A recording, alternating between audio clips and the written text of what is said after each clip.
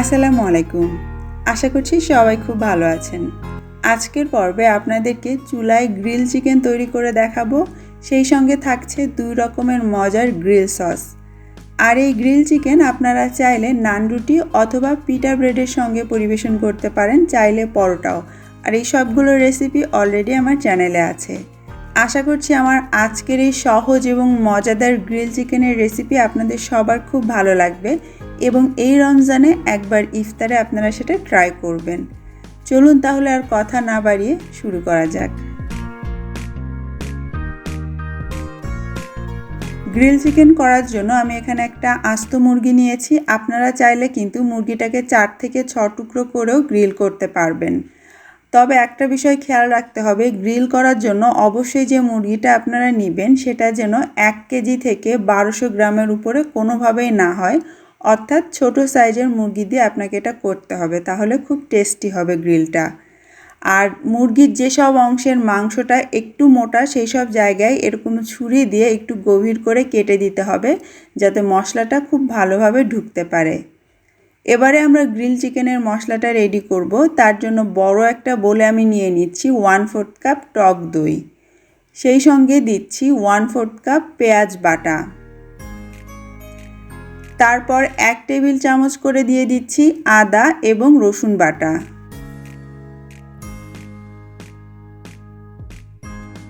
মরিচের গুঁড়ো দিয়ে দিচ্ছি আমি 1.5 চা চামচ, আপনি চাইলে 1 চা চামচ দিতে পারেন যদি ঝালটা আরও কম খান। 1 চা চামচ করে দিয়ে দিচ্ছি জিরা এবং ধনিয়ার গুঁড়া। 1 টেবিল চামচ দিচ্ছি টমেটো কেচাপ। এরপরে এর মধ্যে দিয়ে দিচ্ছি গরম মশলা। এটা আমার ঘরে তৈরি গরম মশলা। শাহি গরম মশলার একটা রেসিপি অলরেডি আমার চ্যানেলে আছে, সেই মশলাটা এখানে দিচ্ছি 1 টেবিল চামচ। সাথে 1 চা চামচ দিয়ে দিচ্ছি লবণ।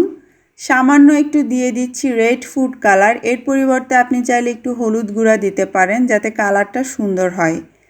1 টেবিল চামচ দিয়ে দিচ্ছি অরেঞ্জ জ্যাম। অবশ্যই চেষ্টা করবেন যে কোনো একটা ফ্রুট জ্যাম এর মধ্যে অ্যাড করতে, অরেঞ্জ জ্যাম হলে সব থেকে বেশি ভালো। 1 টেবিল চামচ দিয়ে দিচ্ছি মশলা সহ আমের আচার। আচারটা অবশ্যই টক আচার হতে হবে, চাইলে জলপাইয়ের আচারও নেওয়া যাবে। এবং সেই আচারেরই 1 টেবিল চামচ তেল এখানে আমি দিয়ে দিলাম। এই যে টক আচার আর জ্যাম, চেষ্টা করবেন এই দুটো দিয়েই মশলাটা মাখাতে, তাহলে স্বাদটা একদম দোকানের মতো পাবেন। এখন এই সমস্ত কিছু একসঙ্গে আমি খুব ভালো করে মিশিয়ে নিয়েছি। এবারে এর মধ্যে মুরগিটা দিয়ে মাখাবো।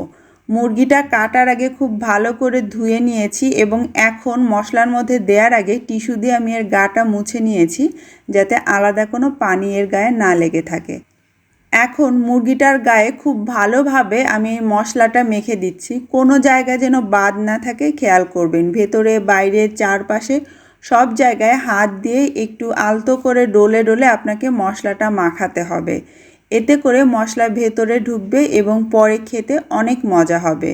মশলাটা মাখানো হয়ে গেলে মুরগির পা দুটো ধরে এইভাবে একসাথে করে একটা সুতা দিয়ে বেঁধে দিচ্ছি, তাহলে দেখতে ভালো লাগবে। একই সঙ্গে একটা শাসলিকের কাঠি দিয়ে হাত দুটো বুকের মাংসের সঙ্গে এইভাবে আটকে দিচ্ছি, তাহলে আর চুলায় পড়ার পর হাত ছড়িয়ে বাঁচাও বাঁচাও করে চিৎকার করবে না, আর তাছাড়া দেখতেও ভালো লাগে। এখন এটাকে মেরিনেট করার পালা। তার আগে বাটিটা চারপাশ থেকে কেখে মশলাটা আমি মুরগির গায়ে দিয়ে দিচ্ছি। আর এটাকে মেরিনেট করতে হবে অন্তত পক্ষে 4 থেকে 6 ঘন্টা। এবারে সবশেষে এর উপরে আবারও 1 টেবিল চামচ তেল দিয়ে দিচ্ছি। আর এটাকে ভালো করে ঢেকে ফ্রিজের নর্মাল চেম্বারে সারা রাতের জন্য আমি মেরিনেট করতে রাখছি। আপনারা চাইলে সকালে মেরিনেট করে ইফতারের আগে তারপর গ্রিল করে নিতে পারেন। বেশি সময় রাখলে অবশ্যই ফ্রিজের নর্মাল চেম্বারেই রাখবেন। পরের দিন দেখুন মাংসটার চেহারায় কিন্তু পাল্টে গেছে, কারণ মুরগির ভেতরে খুব ভালো করে এই মশলাগুলো ঢুকেছে আর খেতে অনেক মজা হবে। এখন আমরা এটাকে চুলায় দিব। তার আগে এর গায়ে যত এক্সট্রা মশলা আছে সেটাকে এইভাবে একটু কেখে নিতে হবে, না হলে তেলের মধ্যে দিলে মশলাগুলো আগে পুড়ে যাবে আর দেখতে কালচে হয়ে যাবে। গ্রিল করার জন্য আমি গর্তওয়ালা একটা কড়াই নিয়েছি, যাতে মুরগিটাকে খুব ভালোভাবে আমি নাড়াচাড়া করতে পারি। আর এর মধ্যে আমি 3 টেবিল চামচ তেল দিয়ে দিলাম। মিডিয়াম আঁচে তেলটা গরম হতেই এর মধ্যে আস্ত মুরগিটা আমি দিয়ে দিব। তবে দিয়ে একবারে বসিয়ে রাখবো না, হাত দিয়ে এইভাবে ঘুরিয়ে ঘুরিয়ে চারপাশটা এই তেলের মধ্যে দিয়ে দিব, যাতে করে মুরগিটা চারপাশে সমানভাবে সেট হতে পারে। যে কোনো এক পাশে প্রথমেই যদি অনেকক্ষণ আপনি রেখে দেন তাহলে সেই পাশটা বাঁকা হয়ে যায়, পরে দেখতে ভালো হয় না।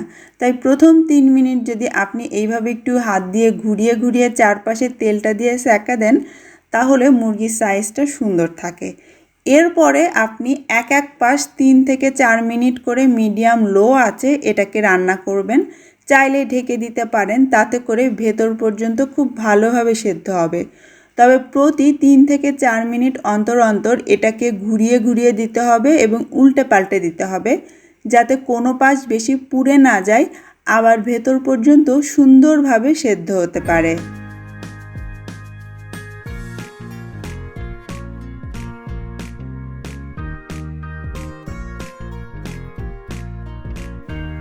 এইভাবে মিনিট 30 ধরে উল্টে পাল্টে মাংসটাকে ভাজার পর যখন আপনার কাছে মনে হবে মাংসটা বেশ ভালোভাবে সেদ্ধ হয়ে আসতে শুরু করেছে, তখন এর গায়ে কড়াইয়ে যে তেল জমা হবে সেটা ভালো করে এভাবে ব্রাশ করে দিতে হবে, কারণ এই পর্যায়ে মাংসটা ড্রাই হয়ে যেতে থাকে। তো তেলটা যদি ব্রাশ করেন সেটা আর হবে না। একই সাথে বাটিতে যে এক্সট্রা মশলাটা থেকে গিয়েছিল সেটাও একটু একটু করে মাংসের গায়ে এভাবে ব্রাশ করে দিতে হবে। মশলা লাগানো হলে আগের মতোই 3-4 মিনিট অন্তর অন্তর উল্টে পাল্টে এটাকে ভেজে নিতে হবে আরও 10 থেকে 15 মিনিট। তারপর যখন হয়ে যাবে আপনার পছন্দ মতো পোড়া পোড়া, তখন এটাকে তেল থেকে তুলে ফেলতে হবে এবং ওই একই তেলে বাটিতে যতটুকুন মশলা ছিল সেটা দিয়ে দিতে হবে এবং সাথে 2 থেকে 3 টেবিল চামচের মতো পানি, এবং এই মশলাটাকে ভালো করে একটু ভুনে নিতে হবে যতক্ষণ পর্যন্ত না তেলটা উপরে উঠে আসছে। ব্যাস তৈরি হয়ে গেল ভীষণ মজার একটা গ্রিল সস বা বলতে পারেন গ্রিল মশলা। এটা দিয়ে গ্রিল চিকেন খেতে কিন্তু খুবই মজার। এবারে আমি আপনাদেরকে দোকানের মতো করে গ্রিল সসটা তৈরি করে দেখাবো। তার জন্য আমাদের একটা ব্লেন্ডার লাগবে, আর এর মধ্যে প্রথমে আমি দিয়ে দিচ্ছি 1/4 কাপ দুধ। দুধটা আমি ফ্রিজ থেকে নিয়েছি, চাইলে রুম টেম্পারেচারেও নিতে পারেন, তবে ফ্রিজেরটা নিলে খুব কুইক সসটা তৈরি হয়ে যায়। আর যতখানি দুধ তার ডাবল অর্থাৎ 1/2 কাপ আমাদের লাগবে তেল। তবে তেলটা একবারে দিলে হবে না, কমপক্ষে 3 থেকে 4 বারে তেলটা দিতে হবে।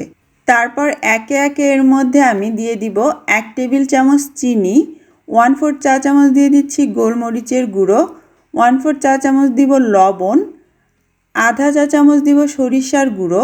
হলুদ সরিষা আমি ব্লেন্ডারে এভাবে গুঁড়ো করে নিয়েছি এবং 1 চা চামচ দিয়ে দিচ্ছি ভিনেগার। এর বদলে আপনারা চাইলে লেবুর রসও ব্যবহার করতে পারেন। এবারে প্রথমে এই সমস্ত কিছু আমি ব্লেন্ড করে নিব একসঙ্গে। মুহূর্তের মধ্যেই দেখবেন এটা ঘন হতে শুরু করেছে, আর এটাকে আমাদের 2 থেকে 3 মিনিট ধরে ব্লেন্ড করতে হবে। আর মাঝে মাঝে ব্লেন্ডারটা থামিয়ে একটু একটু করে ওই তেলটা দিয়ে দিতে হবে। সম্পূর্ণটা তেল দিতে দিতেই দেখবেন যে এই মিশ্রণটা একদম ঘন হয়ে গিয়েছে। এটা হচ্ছে একদম বেসিক একটা মায়োনিজ। আপনারা চাইলে এই মায়োনিজও বানিয়ে নিতে পারবেন, তবে আজকে যেহেতু আমরা গ্রিল সস বানাবো, তো এর মধ্যে আমরা যে গ্রিলের মশলাটা ভুনে রাখলাম সেটা দিয়ে দিচ্ছি প্রায় 2.5 টেবিল চামচের মতো, দিয়ে আবারও একসঙ্গে খুব ভালো করে ব্লেন্ড করে নিব। মায়োনিজের সঙ্গে সেই গ্রিল মশলা একসঙ্গে ব্লেন্ড করার কারণে এটার স্বাদই হয়ে যাবে অন্যরকম, আর সেই সঙ্গে খুবই সুন্দর একটা ফ্লেভার থাকবে। বানিয়ে দেখবেন, খুবই মজার। আমি তো এটা এমনিই চেটেপুটে খেয়ে ফেলতে পারি।